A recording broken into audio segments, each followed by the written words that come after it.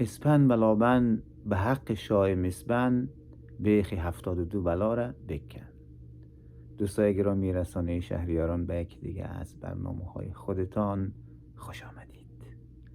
امروز میخوایم در مورد دود کردن اسپن در محیط مهاجرت با شما قصه بکنم. لطفاً این کار نکنید. دوستای گرامی که به ویژه به خصوص در مجتمع‌های آپارتمانی زندگی میکنید، اسپن دود نفرمایید. یکی از دوستا را چند روز پیش زنگ زدم، گفتم والا یک مقدار پیسه کار است، اگر امکان داره به من قرض بده.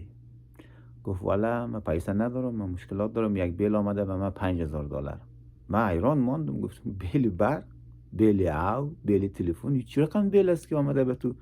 $5000 برای تو مصرف داره یا هزینه داره. گفت نه خدا راستی این عکس شرایی میکنم. عکس شرایی کرد، دیدم که از پلیس و آتش نشانی برای ازی بیل آمده. حیران ماندم، گفتم او باشه تو چی کاری انجام دادی که اینجا بیل آمده از پلیس آتش نشانی؟ گفت پرسان نکن که بسیار یک اتفاق بد افتاده. گفتم چرا؟ گفت که والا ما چند روز پیش همین نزدیکای غروب آفتاب بود که تصمیم گرفتیم که می خانه را یک اسپند بکنیم که می چشم حسود کور شوه و نمیفهمم بلا بند شوه و به خانه ما نبیایم. این اسپنده که در سر قوق انداختیم، این دود که کرد. بعد از اینکه یک ذره چرخاندیم در اتاق دیدیم که می هشدارهای آتش سوزی که معمولا در بالای دمی سقفای خانه ها بنده است، یا به صدا در آمد. چنان سر و صدا میکنه، میگه ما ور خطا شدیم. گفتیم چی کنیم چی نکنیم. کلکنا رو وازبان و دیگه این دروازه رو واز ماندیم که این دود از این بره دیگه. یک چادر شب هم گرفتیم، 3-4 نفره کوشش کردیم که این دود از خانه بکشیم تا سر صدای از این هشدار آتش سوزی خاموش شود. میگن نه که همی کار همی اشتباه انجام دادیم. این دود رفت به دالیزی که دی مجتمع آپارتمانی رو که در امریکا دیدید دیگه، یک قطار است، 20 تا خانه، 20 تا آپارتمان دی سونش است، 20 تا آپارتمان هم دو سونش.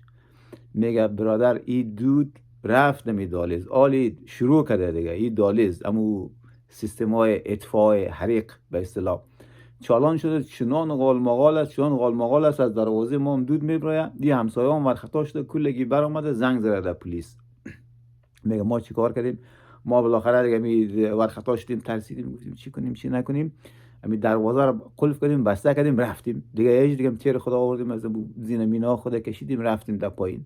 دیدیم که بعد از 4 دقیقه 5 دقیقه 6 دقیقه این صدای امی آرنگای پلیس آمد دیگه. قیو قیو قیو قیو کده آمد اینجا دی دالیز در آمد. حالا ای سوبیده، حالا او سوبیده، سکو کجا در گرفته و نفرات او پای آواز میکنه و موتری از موترهای سرخ آتش نشانی رم آورده و امبولانس هم در پای خود آورده و دیگه 3-4 دانه موتر پلیس هم آمده. همسایه ها میگن این اینجا یک اتاق است، یک خانه است. این تو گفته برشان که این چی شده، اینجا در گرفته، کدام اینی منزل. آلی واد در تک میکنن که هیچ کس جواب نمیده. یک بار دیدم که زنگ آمده از مدیریت ساختمان، زنگ آمده میره.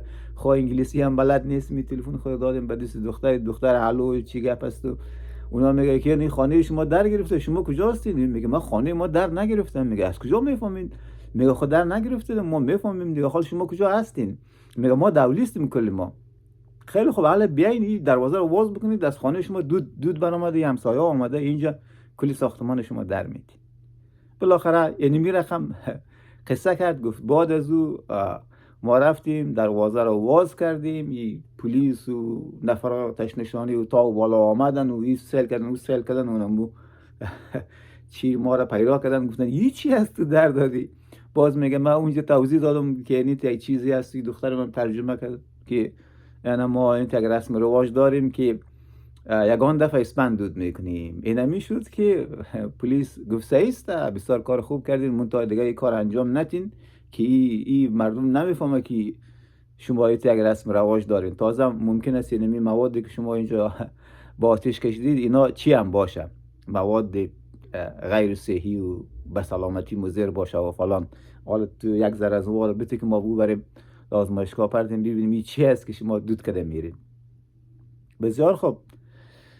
اینمی کار انجام داده بود که ما معمولا انجام میتیم. ما بسیار کارهای دیگه میکنیم، کارهای خورد ریز عجیب و غریب انجام میتیم. یگان دفعه سعی میکنیم که گوشت قاق پخته میکنیم، یگان دفعه دیگه شکمبه بار میکنیم. او هم یک ماجرا داره که ما برایتان در برنامه‌های بعدی قصه و روایت حکایت میکنم. خب از این چی درس اخلاقی میگیریم، چی درس اجتماعی میگیریم؟ درس اجتماعی ما یه رقم است که بخصوص در مجتمع‌های آپارتمانی ما نباید اسپندود بکنیم، چون اینا مجهز است به مو سیستم‌های اطفاء حریق و غالمغال میکنه. همسایه ها ترقی کرده، همسایه ها رو میفهمید دیگه، از پشت بانه میپالن. این دیوارای یا این خانه ها هم از سنگ و از خشت خونه است دیگه، از چوب است دیگه. یعنی ترق بکنی سلفه بکنی همسایه میشنوه. و همسایه ها هم بسیار مردم های قانون داد و قانون دان و قانون مدار ترقی کرده در پلیس زنگ میزنه. خواهی بیل ازی واقعا یک بیلی واقعی بود و با تاسف که نمی آمده بود و به گفته خودش مجبور بود ساعت بیشتری را کار بکنه.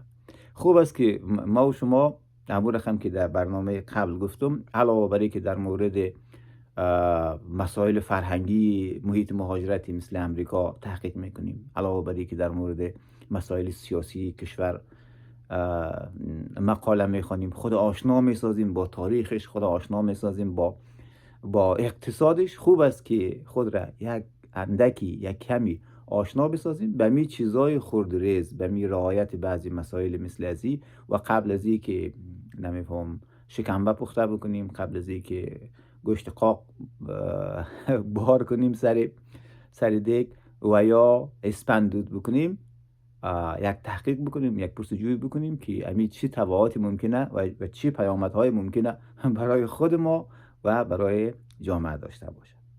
تا یک قصه دیگه، تا یک حکایت دیگه که من مشکلات خودریز مهاجرت را کوشش میکنم به زبان طنز و با لب خندان خدمت شما عرض و عریضه بدارم. همه شما را به خدای بزرگ بسپارم.